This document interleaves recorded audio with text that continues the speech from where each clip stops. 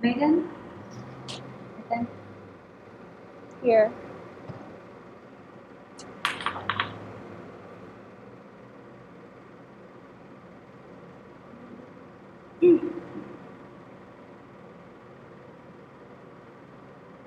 Right, Bethany?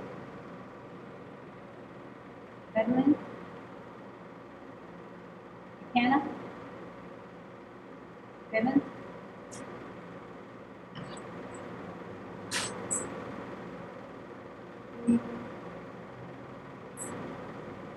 Listen? Listen Coleman? Holly Paulson?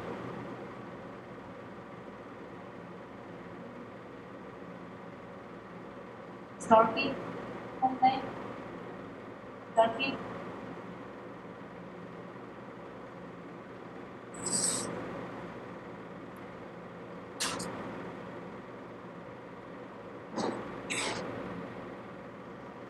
Catherine? Anna? Julian?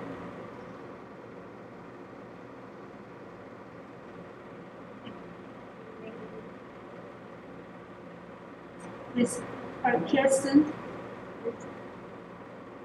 Christopher? Chase? Yep. Clarice? Maggie? Carol? Lavender?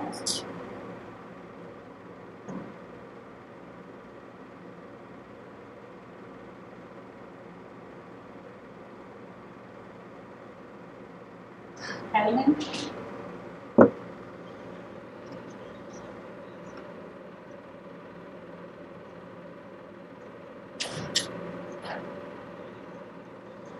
Hi.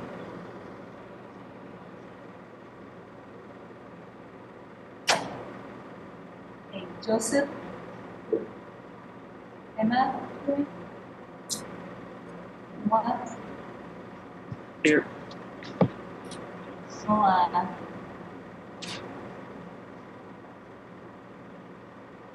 Okay, Elena? Tyler? Helen? Alright, so I need to confess that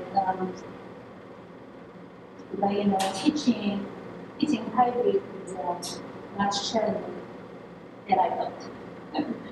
It's really challenging. Some of you are telling me that, hey, I'll be virtually that's great, but please let me know, unless, I mean, if you already tell me, I'm not, 10, 15 is fine. But if you are coming sometimes on this maybe sometimes check. The other thing is guys who are attending virtually, you can go to Canvas. I set the module, let me share this with you. Share this with you. So I made a module. I spent so much time working on this one. It's still not perfect. Still working. So you can go to, we have not finished the quantitative development. That's the thing. So what I did was I set each week's all the material that we are gonna, use or assignments we're gonna have to do. I all set it up. So like rather than going to assignment, discussion, or quizzes, I put all the things together in one each week. Does that make sense? So if you go to week 2, you click, click 2. You already did it, but you'll be able to see this is assignment. It's simply to work on it, but anyhow. So it is connected to the assignment. Does it make sense? And then this one is a discussion. This one is discussion, and it will go to discussion. You know what I mean? So let's see. Let's move to week 3. I did make it just for the students who are, particularly students who are attending virtually. Sometimes I need to keep going back and forth. Hey, you have to fill out this material, you have to fill out this material. But in order, rather than doing it, you have everything already set up. Does it make sense, guys? Yes. Chase, does it make sense? Can you guys hear me? Okay, you can hear me. All right. So I set that up for people who are attending virtually, but at the same time, also for you too. If you go to like each week, if you click each week, those are the places where you can find what you need. It can be assignment, it can be, it can be discussion, or it can be just slides. It can be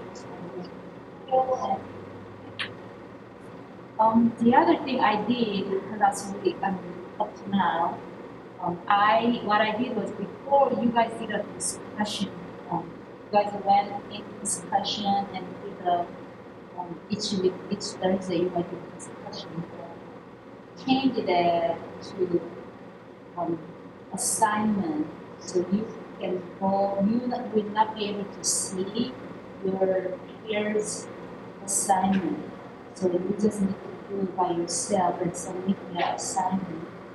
And then, but still, it's like this is not required, but you might also still discuss like discuss. So that's one thing I have changed. Just by doing so, you can work on your. The other thing I need to make sure with you is if I'm not if I'm not able to cover everything on Tuesday, are you guys willing to join me virtually? You don't need to come to class, but are you guys willing to join me virtually on Thursday? Other than the discussion area. Just in case if I cannot cover. It's really hard for me to cover everything, and actually quite a lot of parts also. There's no way I can cover it, and it also slowed me down a little bit. But also, I would like to know if you are really come virtually and do some extra work. Because you probably need an entire period of time, but at least some time.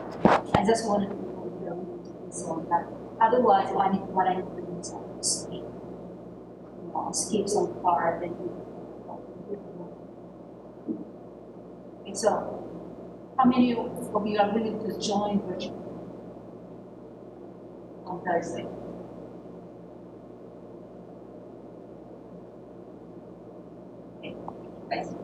All right, so as I said earlier, we are gonna talk about a little bit more.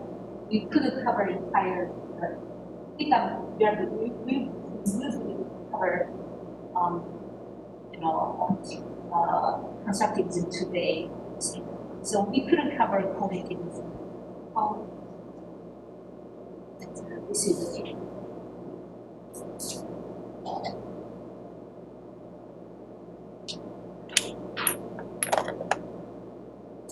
Do you guys remember where we were? How much we covered? How much? What we were talking about?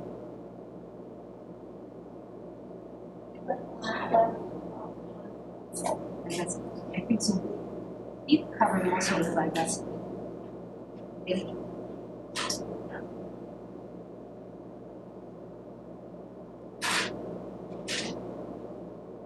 Right.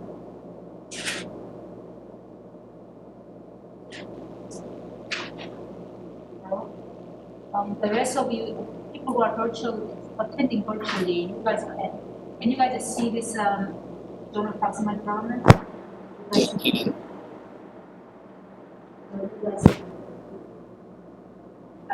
Or you can pull out your own, help. All right. So we talked about the zonal proximal development and zone of proximal development is basically our role as a teacher is expanding zone of proximal. And that was our goal and our goal is our role to expand that. Some kids might have a narrower zone of proximal. Okay, and some kids might have a more wider zone of proximal, right? It's also depending on the assistance, so depending on the teacher's effectiveness. Maybe you can increase the zone of proximal development, or you don't not necessarily increase the zone of GPD or student. So it is not just students on, not only just a teacher's capacity, it's also students' capacity. Also, how much students are willing to learn will also impact on job and proximity as well. Also, of course, it's teachers willing to help students to expand their job and proximity. So we talked about that last time. All right, and we also talk about the inter-psychological process and intra-psychological process. So inter-psychological process is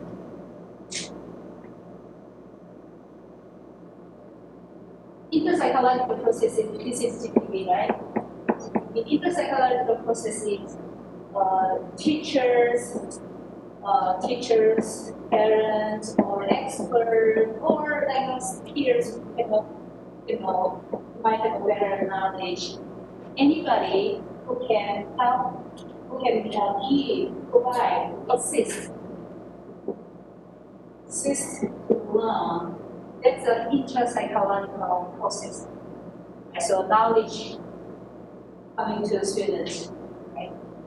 That's the inter-psychological process. And then once students receive information, knowledge, then they need to construct by themselves. They need to work hard with the intra-psychological process.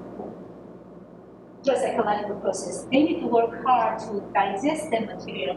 If teacher or students are not willing to digest the material or accept, process the material, then there will not, the learning will not happen. Learning will not happen. So that's why in my Gatsky's class, both inter-psychological process and intra-psychological process and intra-psychological process. However, according to Piaget, this is Piaget's area, right? Where you can learn by yourself. Right? In Piaget's process is all about intra-psychological process. So students basically think, explore, think, find solutions, and intra-psychological. They only part, Piaget's constructivism is more focusing on inter-psychological process, while Vygotsky's knowledge in construction process is both inter and okay. Right. That's why it's called the co-construct. It's not just the teachers, effectiveness, capacity, it's the students' willingness that works all together. That's why I call the co-construct environment. Okay. Oh, I'm sorry.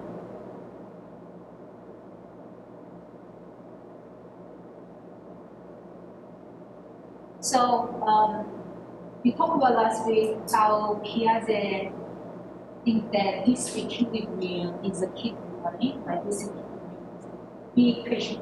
In other words, we call it a cognitive conflict. Cognitive, right? So this equilibrium equals question mark that we don't know. It also equals cognitive conflict. Cognitive conflict means, hey, there's something I don't know, I need to learn, right? So that's the key motivating key to learning. While by Vygotsky said encountering someone who's better is a key to learning. learning. So empowering teachers and parents and students. Piaget talked about peer-to-peer interaction, while Vygotsky talked about the person, an adult, better experts, right? Experts to peer interaction, right? So let me ask you, so you become a teacher and you are making a group work. You are having your students to group work, right? How would you set up the? Would you set up the group work with a similar abilities, or would you set up a group with a different? How would you? But the answer, let's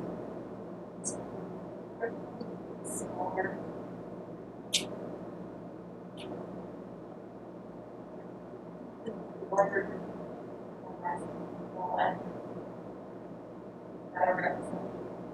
other freedom are very say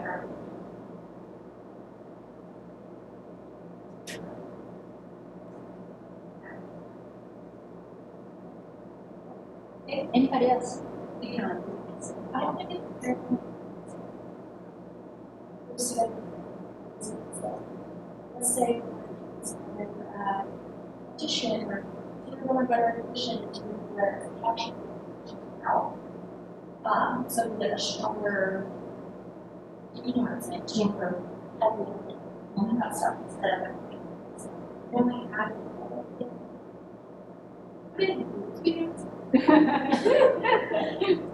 So that's okay, yes. one time ago, I was somebody, especially a painter, I would just read off. So I'm going to take that word. Oh, I did it, but I'm not learning. I'm not saying it's a bad thing.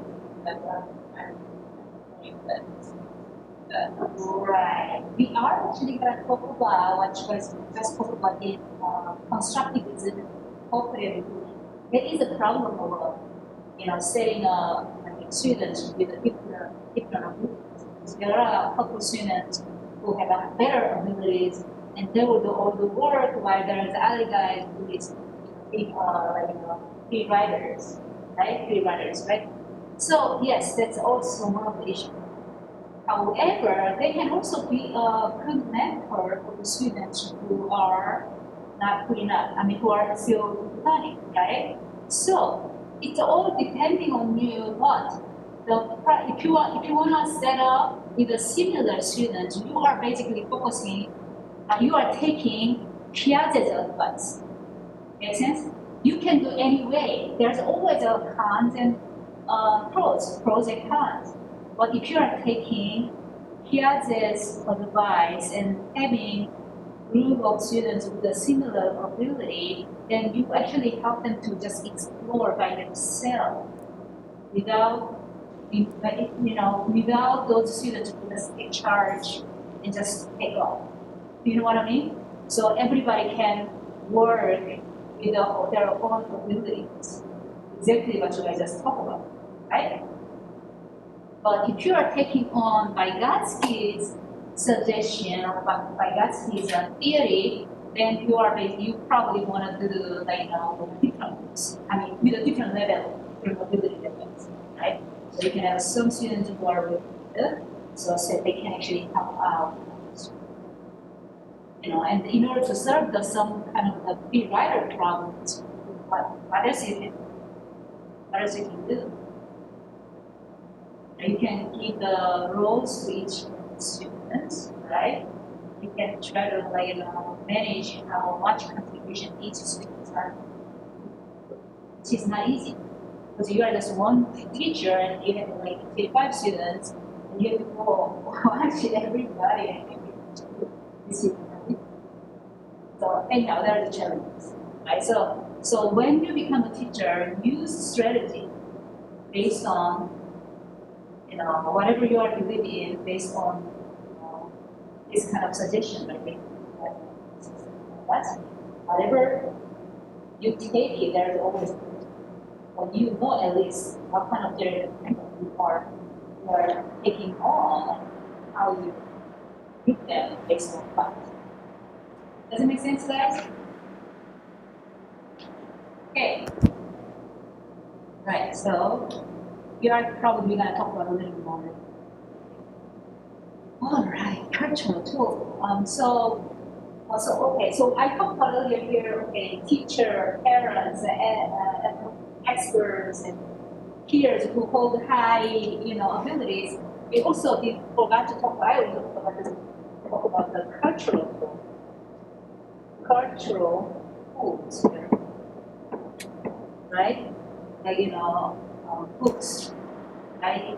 We learn a lot from books are, Googles now that everybody, knowledge is going up. This morning I was looking at the which espresso coffee has a better nutrition or quicker coffee. That's what I look at this morning. So anyhow, so those kind of thing, right? And a lot of Wikipedia can be as well. Let me ask you, like I know you guys are using. You have used the calculator and teachers want to use it. What do you think about using calculator? Do you agree, disagree? Why do you disagree? Why do you agree? Yes. So, I was allowed thinking that I just pretended that and then at high school I still used it. So I thought it let me. But I know it kind of pulled me back. And ability, so I calculator for everything instead of actually other. So you think that if you did not use the calculator, you better, or because you didn't have a chance to use the calculator, how would you better? I think because I had a chance to get it younger, it kind of helped me back and a moment more and like sit down and sort of like trying to get through the problem quicker versus understanding the problem. I had. Yes. I have a question. She says, I think at a younger age, you shouldn't really be using it, so you gain having something that, like, as the progresses and like as you get older, it gets harder and more practicing. So I feel like the older you are, like the more useful practice actually is possible. Like save you time being. Right. Yeah. You guys are, both of you guys are, thanks for the comments. We are going to talk about that information processing. Here in chapter 8, chapter 7. Yes, not using the calculator and doing a lot of calculation mentally by yourself will be really helpful for to develop your processing ability, information processing, okay? Information processing ability, and also abstract hypothetical. So all the higher order thinking ability will be very helpful. Mentally thinking is called executive control. But anyhow, we are going to talk about it. But anyhow, there we have, well, like early on nowadays, teachers are allowing younger groups to use calculator. And I've seen students, kids, high school kids still holding their hand in order to, calculate anything. So that's a kind of a little bit, if you see students can really basically, they are not really using extending kids' zone of possibility. So we need to think about that. So just try to be careful. Also, blogs, nowadays people are using blogs, Wikipedia is also something. Sometimes those nowadays are not necessary. Particularly when you are teaching, I don't know how many you are social studies, when you're teaching social studies, verifying information, you don't just look at students. Use those information, rely on those information. So we're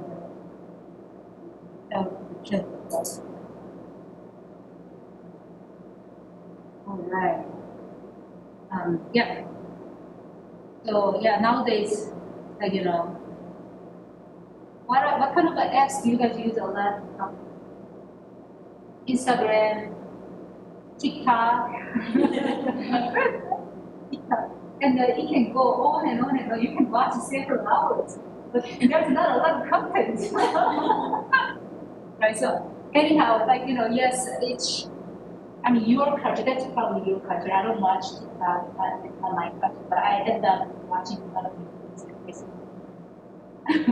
But anyhow, so yes, we are creating some kind of like a culture to develop those different kind of cultural tools as well, right? So, but we also need to be able to distinguish what's a quite or I mean, you know what I mean? Like when you start watching something, some videos on Democrats. I mean, the video, the YouTube, what do you call the YouTube formula? YouTube formula keep feeding you on, so you can be really one-sided. Your opinion can be really, one-sided, right? So it's also important for us to teach our students, that how can they have a really balanced thinkers, right? In this kind of world, with IT generation, IT era, where a lot of information can be really Charles, it's a really ugly polar, you know what I mean? Okay, so anyhow, let's move on to language. You can take a look at the language development in the textbook. There's not a lot of language development, described here that much because we are not necessarily on that kind of development. But the textbook describes language development. So anyhow, it's also part of cognitive development. How many of you think that learning second language will help to develop cognitive? What do you think? Learning second language. How many of you can speak different languages? Do you believe that learning second language can help to develop cognitive? Yes. Yes, it is true. So they can they need to be hard using a lot of process. They working memory. That's definitely. It is also they have to think differently, thinking based on culture and it's different than what they can learn from through their language. So anyhow, so those are some things, some important things between language development and cognitive. Let's talk about private speech and egocentric speech. Private speech is based on Vygotsky's work, and egocentric speech is based on Gavin. So Vygotsky thought that kids are doing a lot of inner speech. And they're young, they develop inner speech in order to organize their thinking, right? In order to organize their thinking and process information, right? So inner speech equals private speech. So it's one of the problem-solving strengths. While Piaget said egocentric, when egocentric speech, because kids are so immature during the time, they cannot recognize a social reference, so they can just talk whatever they want to talk. That's egocentric. So immaturity versus problem solving, processing information. Those are the two different views. Although both of them are correct. Also, just looking at the different angle of the issue. Sometimes, yes, kids are talking because they are immature, without noticing outside of world outside of themselves. Sometimes they are private speech. to organize their information. Okay. All right. So language.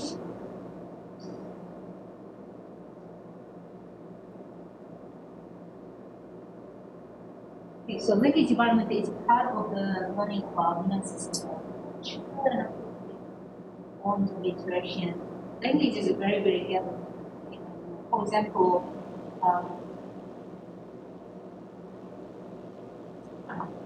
example, in Korea, we have a respective way of saying, so we have two different kind of pronouns. One is just casual way, you can say to a friend or people have a point of view. Respectful also say to your elders, to your parents, or to your boss, right? People who are older than you. So whenever Korea, I don't know if you have any Korean friends, they will always ask you, how old are you? So it sounds like very private, it's a private question for you, but they are asking those questions because that is important for them because they need to use different language, right? They need to use the person they are meeting are older than you. Okay. So the culture impact hugely on language. Okay, well, another question I want to ask you is, so you have an adult, you are teaching second language to adults and to young children. Who can learn second language best?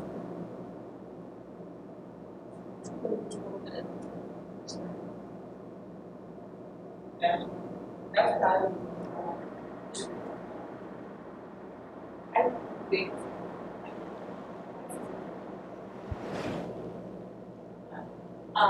The one like it is like one of the formal things or things.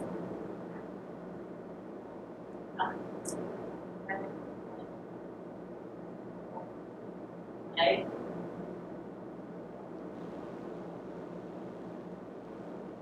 It's easier for them to learn second language, but it's also slower. Also slower for second language compared to why? Why would that be? You guys, people who are joining virtually, why the process of learning second language among children might be slower than So, still learning, getting into all and already possible child. excellent. It's a brain capacity is smaller, right? So that's why their memories are smaller. Memory capacity is smaller. And also their learning strategy is not as good as adult. Because adult already can master. They will have a skill to learn. They can associate it. I need to try it. So it's just a matter of it's a good question. It's a matter of I would prefer the younger age because it's easier for them to learn. If I'm an adult, and try to learn language is so difficult, and I can still 100% reach the point where I can speak like native speakers, right? So pronunciation wise, when younger kids start learning, it's much better, easier. So it's much easier, it's much better, but not necessarily fast. That's what I'm saying. So that's what you guys shouldn't be confused. Older people may be able to learn language faster, but that doesn't mean it's better. Okay. So a lot of research shows that in terms of pronunciation, yes, there's a sense, right? But not necessarily language itself.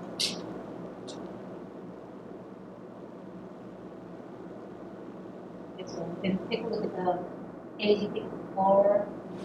The younger students make a lot of grammar mistake, right? They start with this word.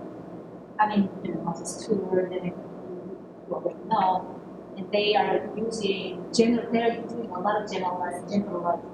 Like, for example, rather than I went to school, kids might say I go to school, I go to school because they think that they get ED, but language is much more complicated, right? So that's they are a little bit slower and not become rules, right? Which is the same to me, like I'm second language learner, language speaker. So I sometimes make the same mistake too. It's not necessarily I don't know the knowledge, I don't have the knowledge. When I talk, it just comes out. It's sleepable. Right? How many of you can speak Spanish as a second language? A little bit, but yeah. But you know what I mean. You know, you have that kind, right? For example, I did took my lunch. You know what I mean? So I already said I did, and then I should say I did take my lunch, but I sometimes say I did took. So it's a double generalizing, right? So that's kind of some issues that your kids have also second language speakers also. How many of you are world language department from world language department? Oh, okay, we have one person. All right. Okay. All right. So the case I have here is very similar to the one you guys already talked about. So I'm not gonna go. Okay. I am moving to different handout, which is constructive. I'm moving right into constructive. Okay.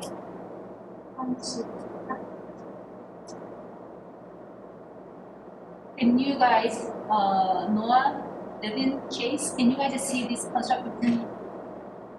Huh? Okay.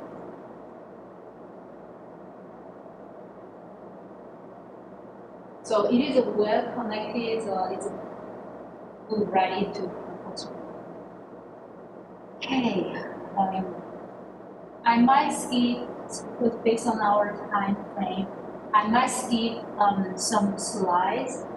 So if you definitely need to go over, then I will have Thursday, some kind of extra portion of time.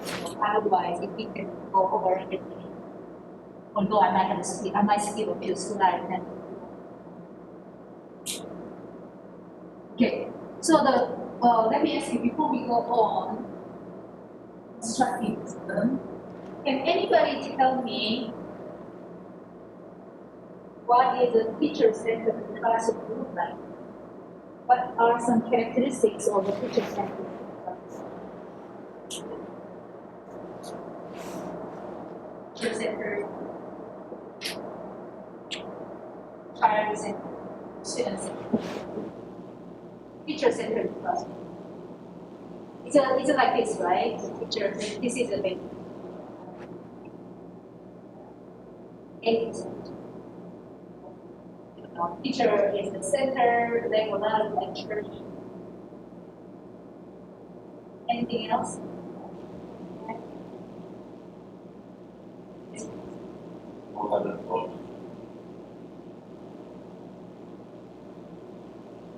So the school-based, textbook-based, right? School-based means the materials are simplified, right? A lot of materials are. So, like for example, when you become a teacher and teaching in a classroom, that you have a lot of different issues that you need to deal with. So that will be much more important. So when you go to a good experience and teaching in the school, there will be much more authentic experience. Sometimes students are complaining, hey, I've been taking I work hard on this teacher education program, but I went to public schools, but I cannot use the same, I cannot use the knowledge I have learned. It's not working, right? Some students are saying that. I mean, it's not 100%. There are some parts working. There are some parts that are not working. It's because we are really, even, I mean, other than your field experience, you guys are learning simplified materials.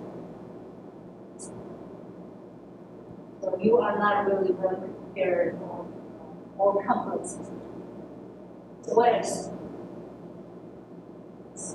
Teacher-centered classroom, memorization, a lot of content, right? A lot of content.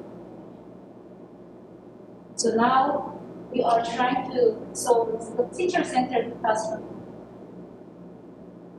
probably, we can talk about it here. So now let's try to move to, you don't like this class, we have students. What are some characteristics with students?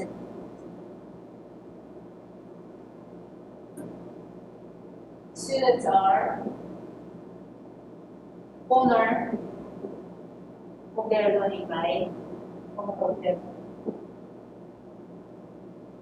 Okay? So student-centered, this is what basically that means students are constructed.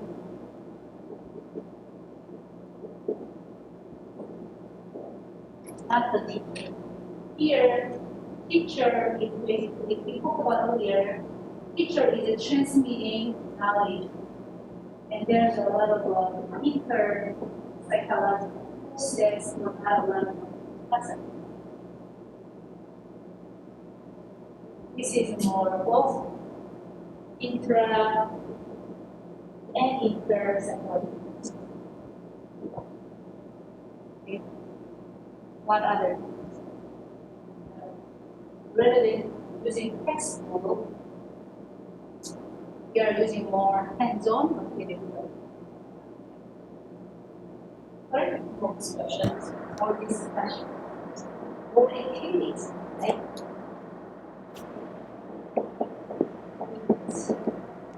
Right? Discussion, group work, hands-on material, whatever you call it, it can be like an experiment, and it's like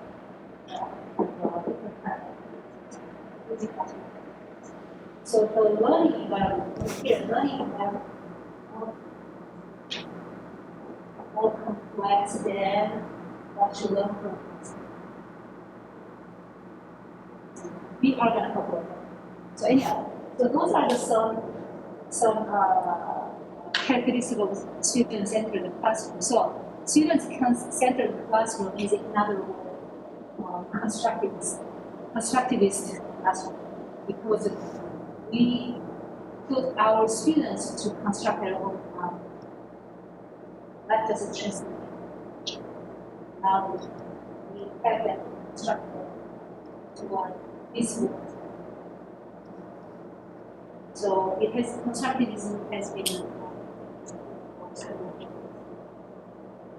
and you probably grown up, like 50 position. Sometimes you have a lot of lecture. Sometimes you lecture using some games, right? Anyhow, let me ask you before we move on. Let me ask you one more thing. So, let's say 2,000 years ago, classroom will be more similar to this or that?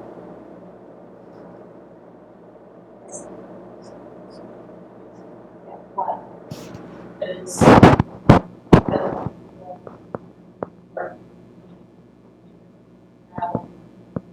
more effective versus somebody just saying.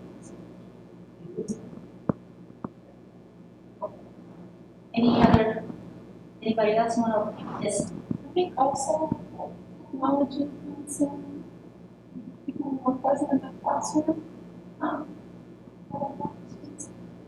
Engage with each other in that aspect. Okay. So in the 2000, I mean, it's not, you don't even need to go to 2000, maybe 500 years ago, there's no message. So message can study, like, 17th century. 17th century is a message, particularly in the US. 17th century. Before that, there's not a lot of not a lot of schools available, right? So education was for the people who have a status, right? Noble status, right? Or if you want to be a rocksmith, you just go to rocksmith, not under that, right? So the education wasn't methods; it's more one-on-one education, and sometimes yes, you do have a university like in Oxford. If you go to university, it's still small, small number of students learning on their skills, right? So it was more like this because there's no math education. Teacher-centered education started with the math, but you have a lot of students in front of you. How you might handle the complex behavior problem. That's where the study. So anyhow, we're not necessarily going back. Well, we are trying to adapt what's the best educational experience. So anyhow, so in this kind of teacher-centered student-centered classroom, learners are active, right, constructive in school. Classroom, learners are active in constructing their own knowledge, and there's a social interaction, so psychological process as well. Okay, and then we also talk about the learner is the key, right? Okay, so how do Piagetian and Vygotskian model deal with Piagetian constructivism? Exploring, finding out, problem solving by themselves, constructing a model. So it's called cognitive. While Vygotsky's constructivism is for social information, using a lot of social information. Yes, okay, let me ask you, how can you be certain learners construct the right information, right? How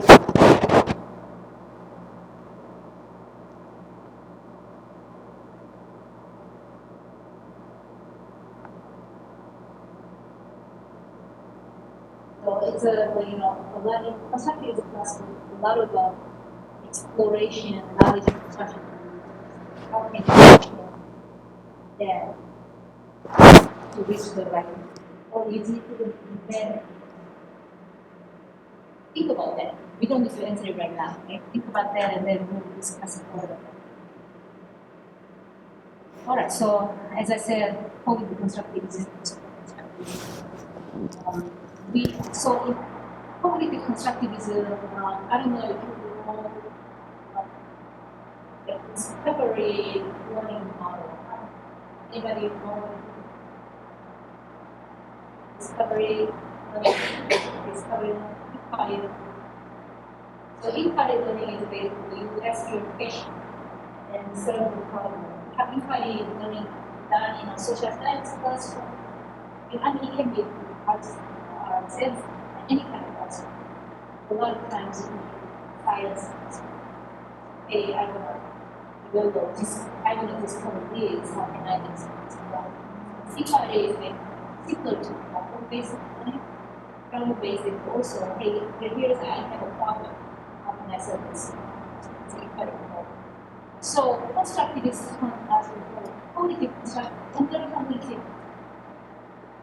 inquiry learning, discovery learning are most used learning in other in social constructivism, and I'm going to also show you some video.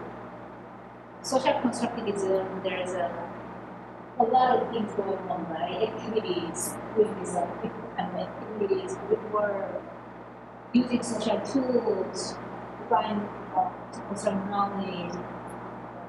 Those are the social. And here, there's another problem-based learning. Project-based learning. We watch it. Social, under social. Okay. So social constructivism, let's before a little bit deeper on social constructivism. Concerned with the ways social information is passed on.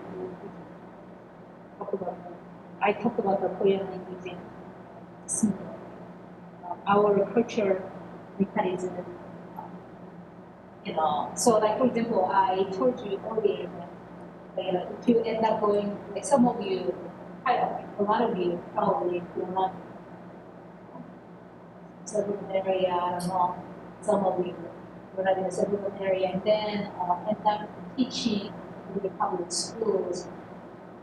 How would you, so the cultural background, cultural information is so different, right?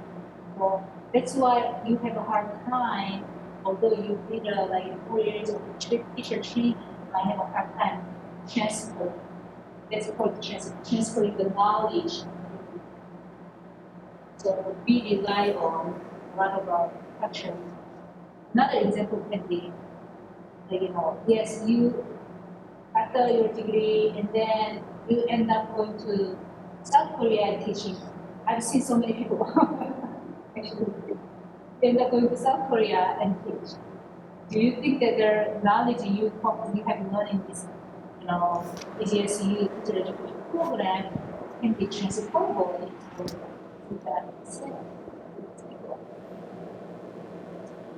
Some maybe, some are not. So anyhow. So it suggests, social constructivism suggests things only acquire meaning-based function. So how can that be translated into classroom situation? Right, so students, when we are teaching students, a lot of material you guys are teaching, showing some culture. Like even math used to be like 3 plus 7 equals 10. But nowadays, what they do, they use a lot of context, cultural context, to provide, so they can apply that similar situation. You know what I mean? When they become an adult, right? Like when I was learning math, it was all about formula, calculating. But when I become teacher, 10 years later, 15 years later, it was we had to adopt, giving them social context. Hey, so and so, A is driving 50 miles per hour, and B is driving like 30 miles per hour. Like how fast, after 1 hour, which one goes how many miles? You know what I mean? So we are trying to provide a lot of. It's our curriculum has. Does it make sense to you? So even non-text doesn't have examples of other. So any of you think that there can be some problem? Like providing this social context can be some problem. Is it only good? Can anybody add something? Yes. Thank you.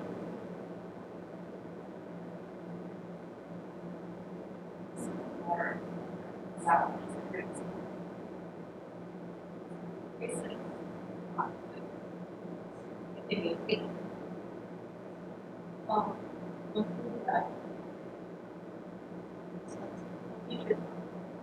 And in other campus,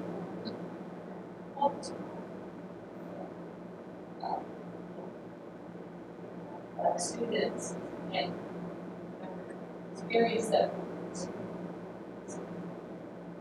people in school, like really weird and like that person can never experience it. Teaching students of all they didn't have to. So I guess teaching social context is kind of limited. How many social contexts can you provide, right? So that everybody can understand, right? Like for example, teaching black culture, teaching African American culture, right? In school, there's not a lot of enough context in the curriculum right now, which can be really problematic. What's happening? I mean, that add up to a lot of issues in what's going on, right? So yes, there's a thought, and also who are creating this curriculum, right? Who are creating this curriculum, and what kind of when people who are creating textbook only provide social context that is only rely on white, Americans, how it's done, so anyhow, yes, there are some challenges, and the other challenge can be, uh,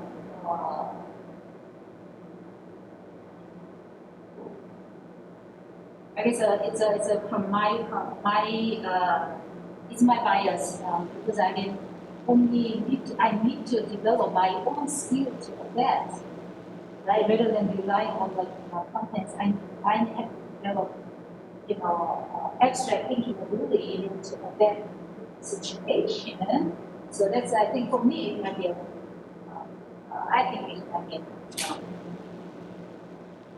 challenges if you constantly provide funds. Okay, so you as a teacher, you need to be also very balanced, really balanced the word you correct information, correct social context. Okay, all right, let's move on. Okay, so we already talked about this. So how is it, knowledge constructed? According to Piaget, it's an intra process. I'm sorry, internal process. So intra-psychological process. Okay?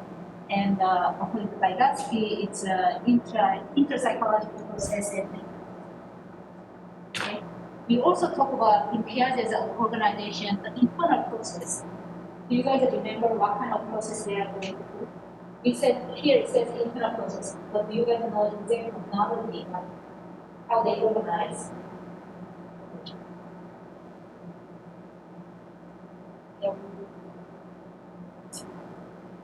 Codification, assimilation, and accommodation.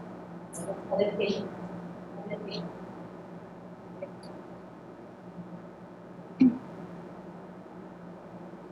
All right, so this is a very a little bit repeating what we just said. So, is knowledge.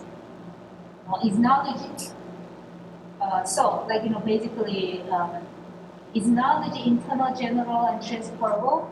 Absolutely. That's more based on Piaget's knowledge, or limited to value only in the context in which it is constructed. That's a more social constructivism. Right? So community practice is very important. Like for example, we might go on field experience, right? So that's basically like for example, 4 days, we want to become a vaccine, we go to vaccine, right? And learn how to write the kids. So that's a community of right? So social context in which I really useful. And if you wanna work over the public school, you probably want to go with at least one time field experience component can be going to experience, going there and experience and help people better results. Okay. All right, situated learning is enculturation. Skills and knowledge are tied to situation and learn. and non-physical. That's basically what we've been talking about. Okay, so in constructivist learning, we already talked about a lot of this. Okay, so it has to be, the learning has to happen in a very complex environment, not a simplified environment, and social negotiation and shared responsibility for learning should happen, support multiple perspectives. Okay, of content. Like, another example can be, one example can be, I tell students saying that math math teacher doesn't want their students' parents teach math because they actually mess up the way they teach math. So, but from my perspective, I think they should know how to solve problems. They can learn from their parents and learn from their parents' perspective. They can also learn from them. They can find their own or way of serving. Okay, nurture self-awareness.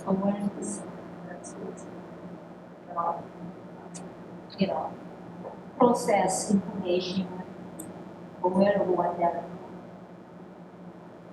encourage ownership in. Okay. All right, complex. So let's watch a small video here. Let me know if you can see this video or not.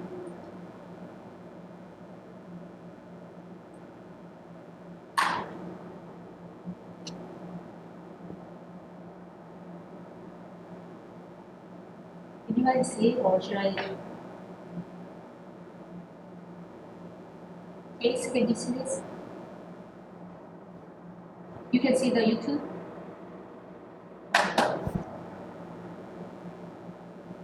Okay, we cannot hear it. Yeah, I can hear it. Let me get out here.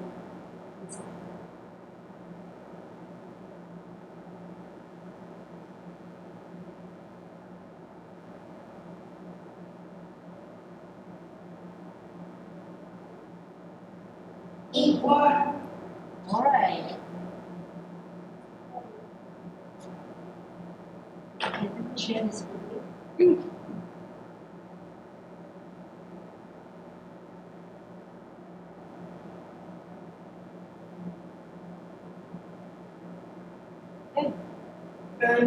Mom and smiley one, short, fat, and juicy one. It's a bit fun.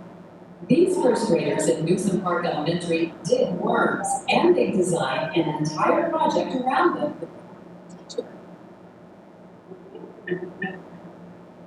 They went to animal and I used to spend horses, dogs, so crazy bunch of wild. The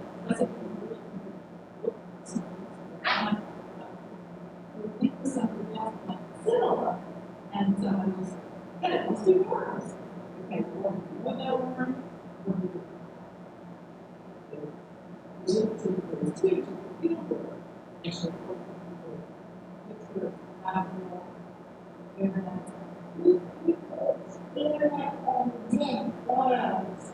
He smelled the living smell good.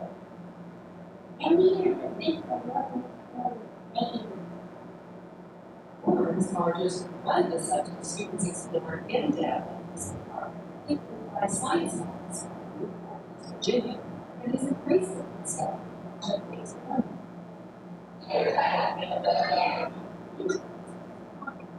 Semester, they will research units which includes tools to gather information. At the conclusion of the project, they share their findings and conclusions, digital slideshows, and display boards which are viewed and critiqued by their parents and their peers.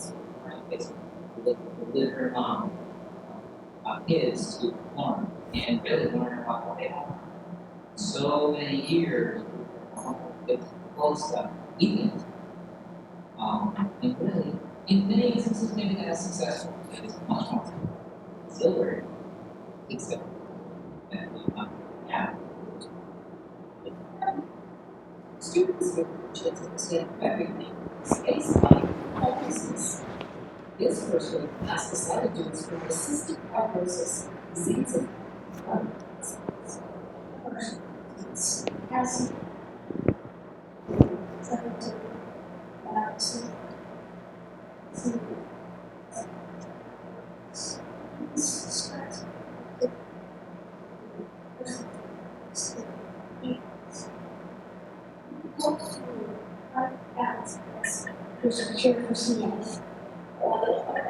Students use programs like PowerPoint and a series of thinking maps to turn good project concepts into exemplary work projects. Students that they are really yeah, using technology to represent more to actually increase quality. Even with the latest technology tools, project-based learning can be challenging for teachers. So we came up with some questions for Ms. Harbaugh. She's done it. It's easier to teach in the textbook if the state tells me to do this and the state tells me to do that. So what we've got to do is do part two is what looks like the kids are doing hard work. So I'm trying to make sure that the work is there. Do we have anybody from that? Yes, we do. Since several of Ms. Greenland students have asthma, we're studying pets, focusing on pets that don't make asthma worse.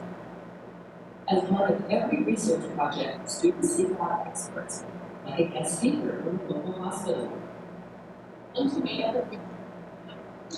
that they have all the reasons for it to pet.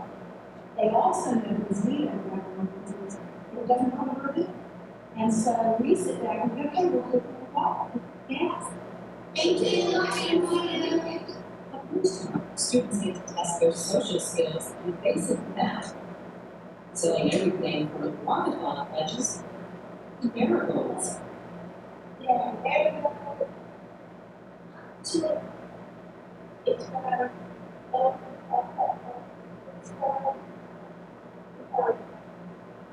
The plant business grew out of a class investigation into the stock market.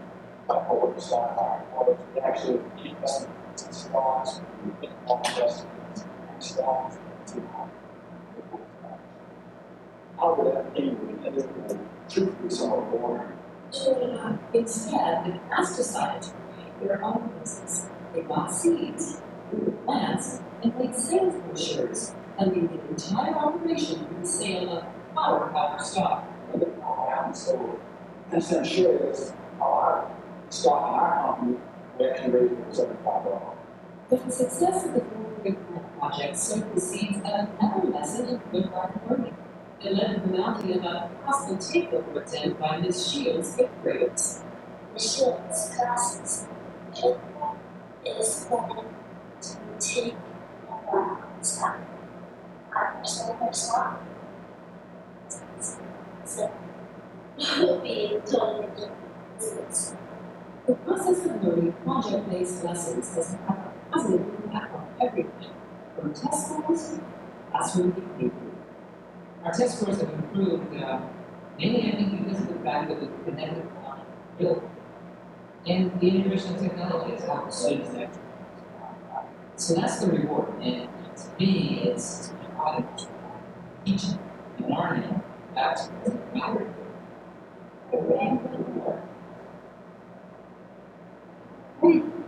Okay, so like in order to, so let me ask you, why do you think that this is a constructivist classroom?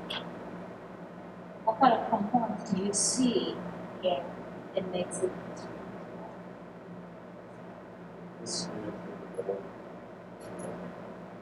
That students are generating their own questions and explore, and I'm just kind of jealous from watching it, just because it's the fact that they're so young. The kids probably they're like a long development capacity. lecture kind of thing. The teachers are consistent with information in one ear and out the other versus it's like talking about the stock market that are in a different way. I don't think I ever talked about the stock market. So it's in fact, they think about the real world, teaching about the real world versus this book makes it completely different, entirely more. Why this kind of a classroom is important? I think this is probably a magnet school. They probably have a research paper this kind of things. That's why I want my money for you too. If you have some research money going in, then you'll be more exploratory. Otherwise, it's hard to be exploratory. And I know for a lot of they go on field trips, visit every project for a lot of schools have field trip year or if there's specific all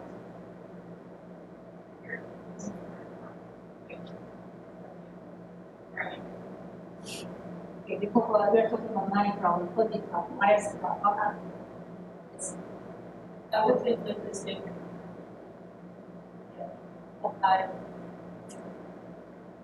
I don't know.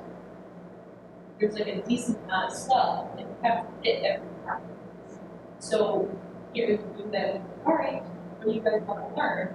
This is what we're learning. State standard, and then standardized test. And our funding is all related. Our funding is local. But interestingly, research shows that actually students, without even mentioning the standard, and yet, yes, first of all, before, I'm sorry, I'm gonna go back. Before you do that, actually you have, as a teacher, you should make sure that there's a certain kind of, it's well covered, your standard, state standards. That's why there's a lot going on. Although it looks like students are doing everything, the teachers are doing, right? But you know, research shows that even without talking about that standardized testing, actually students are doing good. You know, I was in Australia and I was doing online master's degree, and their curriculum was all problem based. It's all problem based. So teacher doesn't have their textbook. Teacher doesn't have the syllabi. Teacher do not. I mean, yeah, they do have a syllabi. I'm sorry. They do not have the standardized guiding teachers guidebooks, right? But Australian kids are doing great in other test board. So anyhow, there is some research showing that actually they are doing. They are. It's a regardless they are meeting state standards and really good. You're like almost not letting skills. I do agree. Also creativity, right? Also really. Okay, 1 minute. So those are the great discussions. I don't think we can cover it all today. So I would like to see you Thursday virtually. I will send you the WebEx, and you'll be able to enter. You'll be able to join me 15 minutes before the class starts. Okay. Okay, you guys have heard that? Right. Let's see.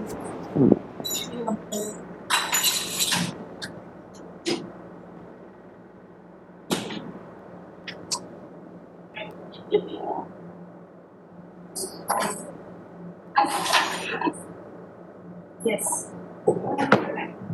so